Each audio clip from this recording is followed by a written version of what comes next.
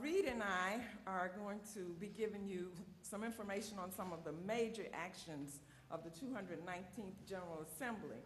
And so we've sort of divided that up, and I'm going to talk just a moment about the Belhar Confession and the Committee on Civil Union. The General Assembly made a decision to add the Belhar Confession to the Book of Confessions. This is the first step in the process, and of course the Belhar Confession must be ratified by all of the presbyteries. It will be one that gives a clear signal that we as a denomination are open to change in an ever-changing world.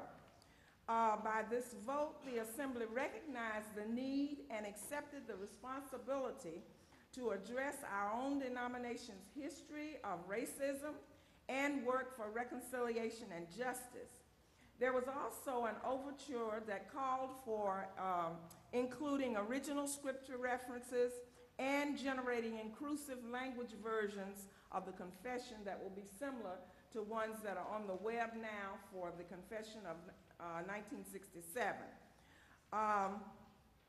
This particular confession is felt to be one that will be important for our denomination because of the fact that our church is now preoccupied with many issues related to unity and inclusiveness.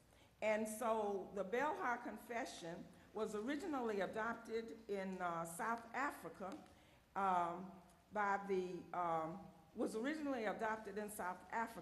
It was written to provide a striking different biblical view of the church, and it insists on unity across all racial and cultural divides.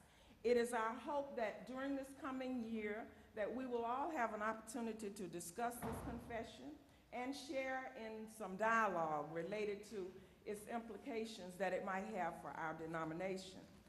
In conjunction with that, the Heidelberg Catechism was also discussed, and the Assembly approved the appointment of a special committee that will review the language in the Heidelberg Confession, and of course you will be hearing more about that. I had the privilege of serving on the Civil Union and Marriage Issues Committee, and so I experienced firsthand the challenges of this difficult issue that were brought before the General Assembly. We heard a report from a special committee that was appointed at the 218th General Assembly, and in a vote of 439 for and 208 against, the Assembly approved both the final report of that committee and the addition of the minority report to that report. Both of those reports will be circulated throughout the denomination for study, review, and discussion. Approving both reports, however, was not the initial recommendation coming from our committee. The committee had approved only the final report and a list of overtures that were to be acted on by the Assembly. But because of a parliamentary procedure that was used, all of those overtures were, the response to them was that they would be answered by the report, so they were not dealt with individually. Related to that was an action that had been recommended that the Board of Pensions allow for or accept equal protection for families of lesbian and gay couples. That also was not approved by the Assembly at this time and will probably be considered at another time. Our journey as a denomination continues as we seek to discern the will of God as it relates to all of these challenging and major issues in our society today. Thank you, Catrelia.